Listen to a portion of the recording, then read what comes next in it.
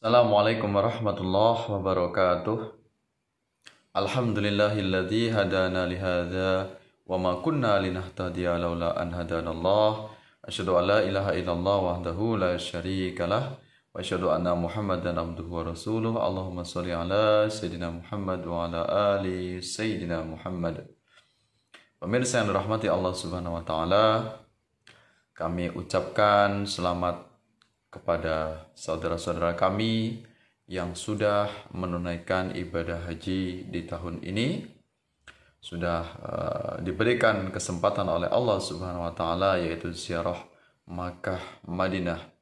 Mudah-mudahan ibadah hajinya di tahun haji ini atau Idul Adha di bulan Zulhijjah ini ibadah hajinya mendatangkan kebaikan, yaitu maqbul, diterima oleh Allah Subhanahu wa taala, dan juga mabrur, yaitu ibadah haji yang bisa menumbuhkan atau melahirkan berbagai macam kebaikan.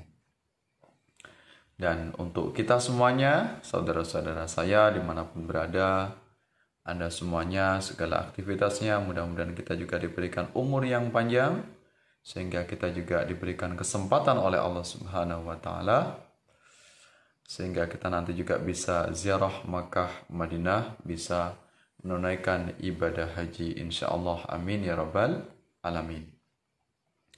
Ya, alhamdulillah pada kesempatan ini kita bisa bertemu kembali. Pada kesempatan yang sangat berbahagia ini kita akan mengkaji, akan membahas tentang bagaimana ciri-ciri ibadah haji yang makbul, yang diterima oleh Allah Subhanahu wa taala, atau mabrur, yang mendatangkan kebaikan, dan ciri-ciri ibadah haji yang mardud atau ibadah haji yang tertolak. Nah, sering kita mendengar istilah haji mabrur. Lantas yang dimaksud haji mabrur itu seperti apa? Ciri-cirinya atau kriterianya dikatakan sebagai haji yang mabrur itu seperti apa? Ya, tentu akan kita kupas bersama di sini. Nah, perlu kita ketahui bahasanya ibadah haji ini adalah ibadah haji yang disyariatkan oleh Allah. Yang pertama kali melaksanakan adalah yaitu Nabi Ibrahim alaihissalam. Ya, beliaulah Nabi Ibrahim beserta dengan anaknya Ismail, kemudian istrinya yaitu Siti Hajar sebagai peletak dasar dari syariat haji. Jadi syariat haji yang kemudian dilanjutkan syariatnya oleh kita, oleh Nabi kita, oleh ajaran Islam, yaitu syariat haji ini secara pondasi, asasnya atau dasarnya dilaksanakan oleh Nabi Ibrahim atau keluarga Ibrahim. Makanya agamanya Nabi Ibrahim dengan agama kita ini dikatakan sebagai Hanifah Muslimah. Hanif yaitu agama yang lurus, Muslimah yaitu agama yang tunduk, patuh, pasrah secara totalitas kepada Sang Pencipta, kepada Allah Subhanahu wa taala. Ya, maka syariatnya kita adalah syariat yang mengadopsi atau diambil dari syariatnya Nabi Ibrahim alaihissalam. Ya, nah ini ada perintah tentang kewajiban haji yang mulanya diperintahkan kepada Nabi Ibrahim dari Allah Subhanahu wa taala. A'udzu billahi minasyaitonir rajim. Bismillahirrahmanirrahim. Wa adzin fin nasi bil haji ya'tuka rijalan wa 'ala kulli dhamiri ya'tina min kulli fajjin amiq. Wahai Ibrahim, wa adzin, dan serulah, finnas yaitu kepada manusia, bil haji untuk menunaikan ibadah haji. Ya'tuka, niscaya akan datang kepadamu. Ya, maksudnya adalah datang ke tanah suci Mekah, atau nama lainnya adalah Bakkah. Ya, Bakkah ini adalah nama klasiknya Mekah, ya, disebut dengan Bakkah. Sama saja ya, mau Bakkah mau Mekah. Bil haji untuk menunaikan haji, ya'tuka akan datang kepadamu, yaitu datang ke tanah suci, rijal yaitu rijalan secara berjalan kaki, wa ala kulli dhamir, dan mengendarai dhamir, yaitu unta kurus, maksudnya dari berbagai penjuru dunia, berbagai arah, ya, datang seluruh dunia, datang memenuhi panggilan Allah. Ya'tina, yaitu mendatangi atau datang, min kulli fajjin amiq, dari segala penjuru yang jauh, segala penjuru dunia yang terpecah-pecah atau terpencil-pencil. Ya, Quran surat Al-Hajj ayat 27. Nah, inilah tentang disyariatkannya perintah ibadah haji kepada Nabi kita, yaitu Nabi Ibrahim alaihissalam. Kemudian dilanjutkan oleh syariat Rasulullah Muhammad sallallahu alaihi wasallam. Nah, kemudian ibadah haji ini tentu sebagai ibadah kunci dalam rukun Islam, makanya dia sebagai penutup dari segala ibadah, segala amalan yang pokok. Dia wajib, tapi sebagai kunci atau sebagai penutup, karena dia tidak mudah untuk dilaksanakan. Di antaranya itu cukup mental, cukup spiritual, artinya adalah memang lahir batin siap, juga cukup pengetahuan agamanya, juga cukup secara finansial. Jadi mental ini segenap fisiknya memang harus prima, kemudian cukup dari segi pengetahuannya, bukan asal modal nekat saja, tapi juga sebelumnya perlu ada manasik atau latihan, berbagai macam ketentuan dalam melaksanakannya, apa-apa yang harus dilaksanakan, apa saja urutannya, ini butuh ilmunya. Kemudian juga yang tak kalah penting yaitu cukup biayanya. Nah, ini makanya ibadah haji ini disebut dengan ibadah qauliyah, jismiyah, sekaligus maliyah. Jadi terkumpul dari 3 macam aktivitas ibadah dalam ibadah haji, ya. Di antaranya qauliyah, karena ibadah haji juga pakai lisan, pakai ucapan, ada doa-doa atau zikir atau beberapa amalan yang perlu dilaksanakan. Kemudian jismiyah atau jasmaniyah, karena juga membutuhkan fisik, tubuh yang sehat, ya, di antaranya tawaf, sa'i, dan sebagainya. Nah, jadi ada gerakan fisik di situ, ada amaliyah badan yang dilaksanakan. Kemudian juga maliyah, yaitu membutuhkan harta atau uang yang cukup, ya, biaya yang memadai. Walillahi 'alan nas, dan terhadap Allah, 'alan nas, bagi manusia, hijjul baiti, yaitu melaksanakan ibadah haji, manis tato'a, bagi orang yang mampu. Ya, mampu di sini tadi mampu secara fisik dan secara keuangan, juga secara mentalnya atau keilmuannya. Ya, butuh belajar terlebih dahulu. Ilaihi sabila, menempuh jalan kepadanya, atau datang menunaikan ibadah haji, memenuhi panggilan Allah Subhanahu wa taala. Wa man kafara, dan barang siapa yang kafir atau ingkar terhadap kewajiban haji, fa innallah, karena sesungguhnya Allah, ya, ghaniyun, yaitu maha kaya, anil alamin, dari seluruh alam semesta. Quran surat Ali Imran ayat 97. Maksudnya di sini kalau orang itu mengabaikan ibadah haji, sudah kaya raya, cukup hartanya, kok nggak mau datang, ya sudah, Allah akan mengabaikannya, Allah tidak akan pernah memperdulikannya, dan kelak nanti di akhirat juga dia diacuhkan atau diabaikan oleh Allah Subhanahu wa taala. Allah tidak akan pernah menghiraukannya. Ya.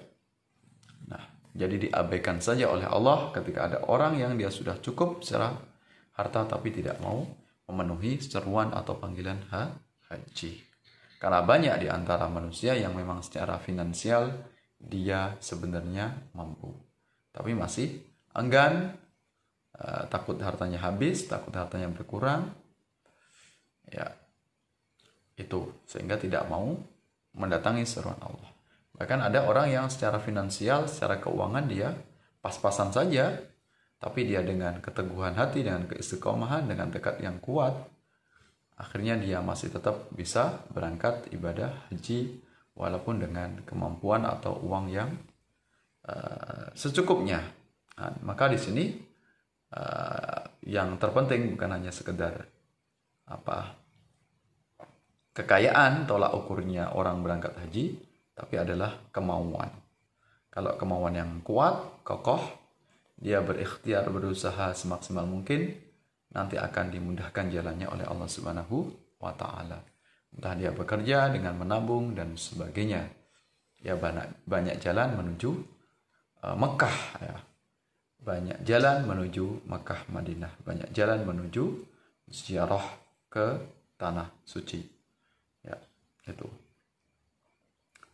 Nah, kemudian betapa agungnya ibadah haji ini, bukan hanya dia sebagai bentuk kewajiban syariat Islam yang diwajibkan bagi umat Islam yang mampu, bukan hanya sebagai kunci dari rukun Islam, tapi juga dia balasannya adalah surga. Balasan bagi orang yang hajinya mabrur atau hajinya maqbul, diterima oleh Allah Subhanahu wa Ta'ala. Al-hajjul mabrur laisa lahu jazaa'un ilal jannah. Al-hajjul mabrur, yaitu orang yang ibadah hajinya mabrur, laisa lahu, tidak ada baginya jazaa'un, balasan atau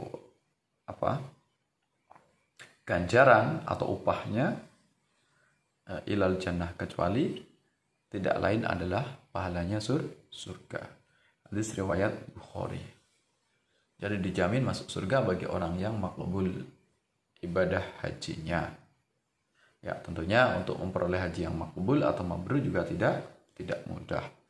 Nah, ini ada beberapa keterangan tentang apa saja ciri-ciri haji yang mabrur. Nah, ini ada penjelasan dari hadisnya.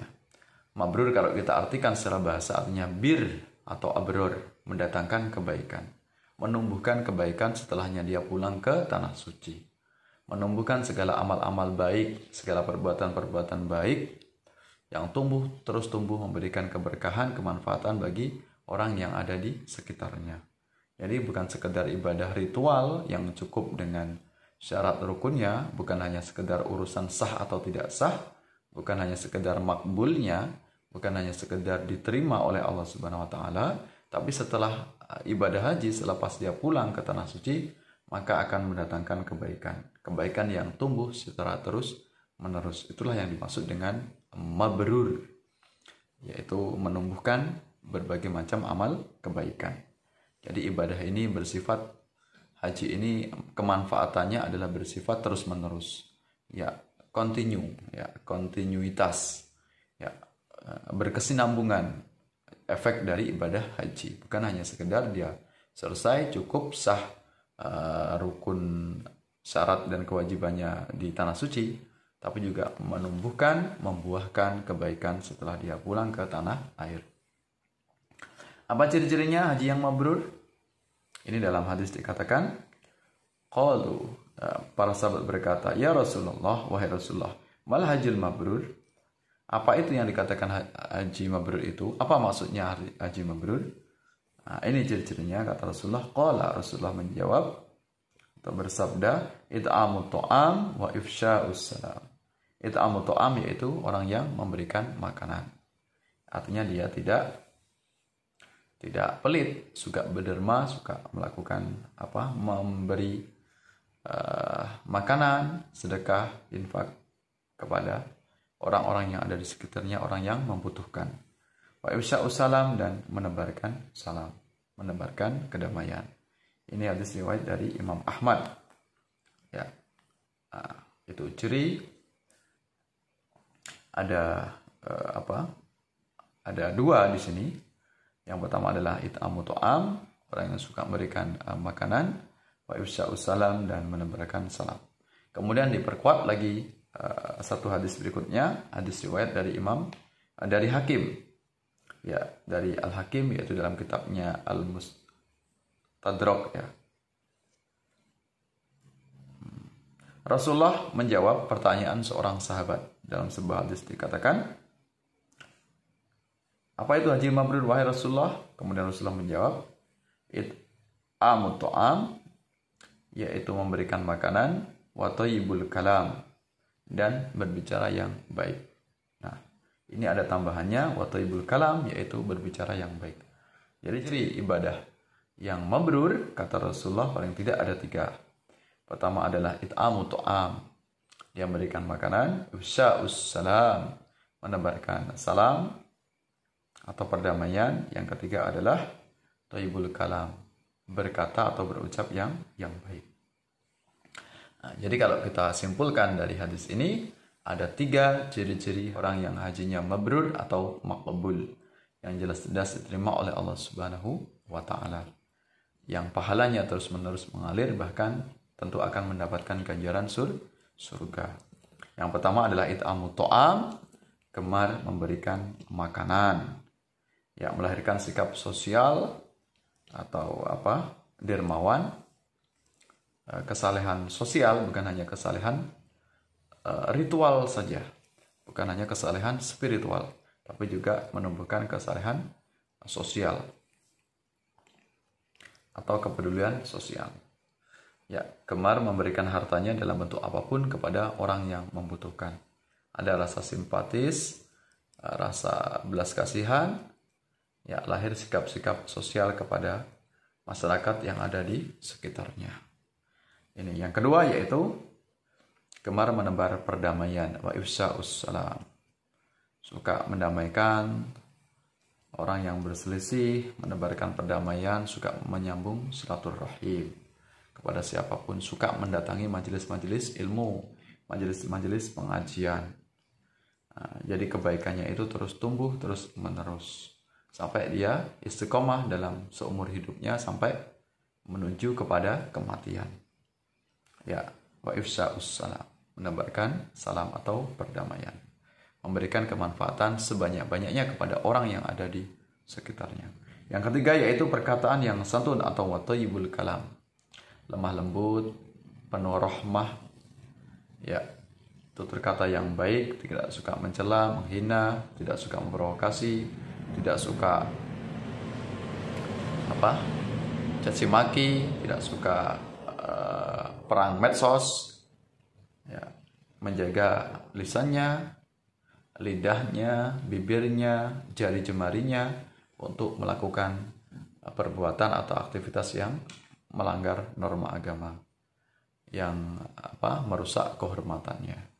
Jadi benar-benar menjaga dirinya dari segala perbuatan-perbuatan yang itu sia-sia, terlebih perbuatan yang mengandung dosa. Jadi seluruh aktivitasnya itu tertuju kepada Allah Subhanahu wa Ta'ala. Tidak ada satupun aktivitas yang itu mendatangkan kemudaratan yang sia-sia.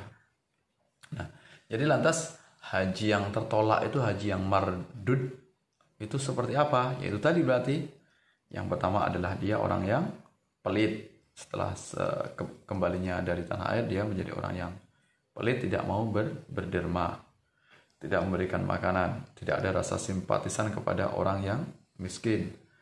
Yang kedua, tidak suka menebar salam, artinya dia suka memprovokasi, suka ribut, tidak suka bersilaturahim, ya, tidak mau menjalin hubungan sosial dengan masyarakat yang lain. Kenapa? Takut hartanya nanti habis, kekayaannya nanti akan diminta oleh orang-orang miskin. Nah, ini ketakutan yang semacam itu sehingga akhirnya ibadahnya ini ditolak. Ya.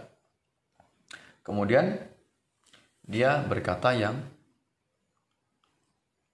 buruk, suka memprovokasi, menghina, mencela, tidak mau menjaga lisannya. Lisannya masih suka berkata-kata yang itu menyakiti, merugikan orang lain.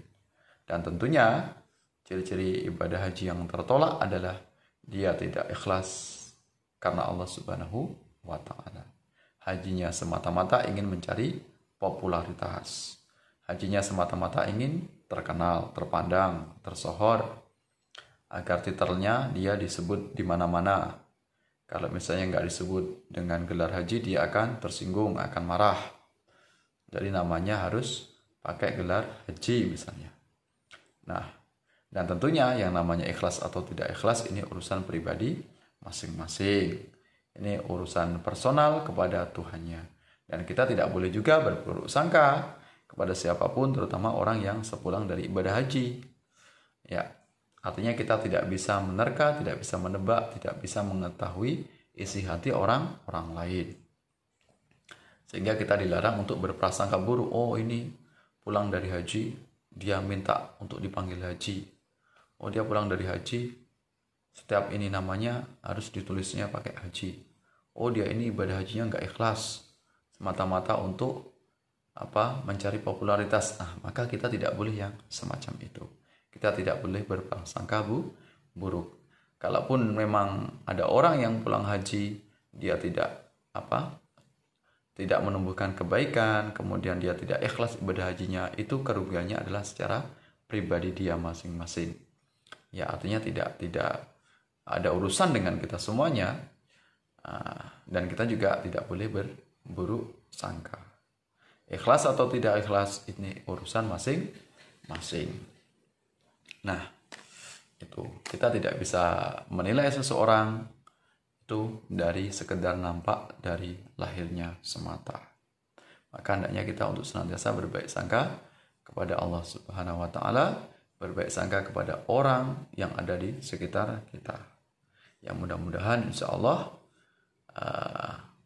saudara-saudara kita yang semuanya menunaikan ibadah haji, mudah-mudahan benar-benar ibadah hajinya adalah ikhlas semata-mata mencari ridha Allah Subhanahu wa taala, dan mudah-mudahan ibadah hajinya makbul, diterima oleh Allah Subhanahu wa taala, terkabul, kemudian juga hajinya mabrur, mendatangkan kebaikan, menumbuhkan segala amal soleh secara terus menerus.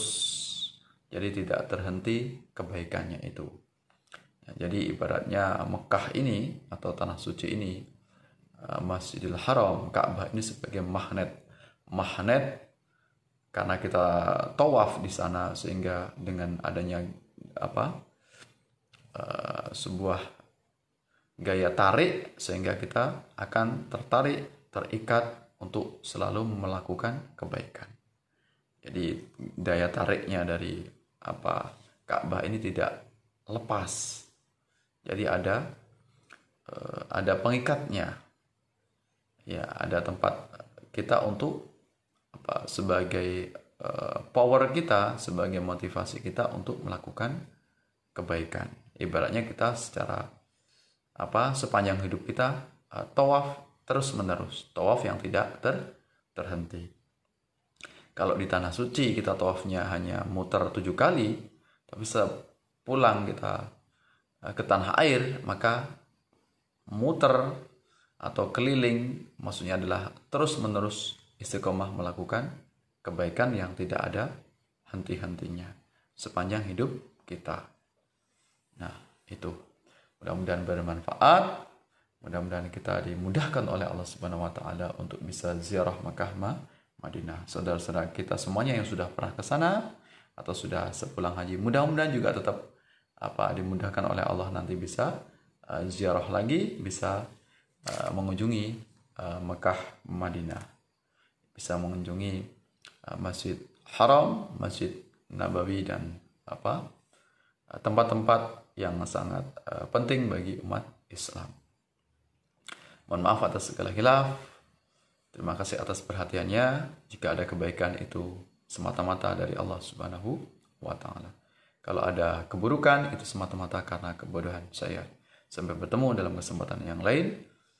Wallahu muwaffiq ila aqwamit thoriq. Ihdinas siratal mustaqim. Assalamualaikum warahmatullahi wabarakatuh.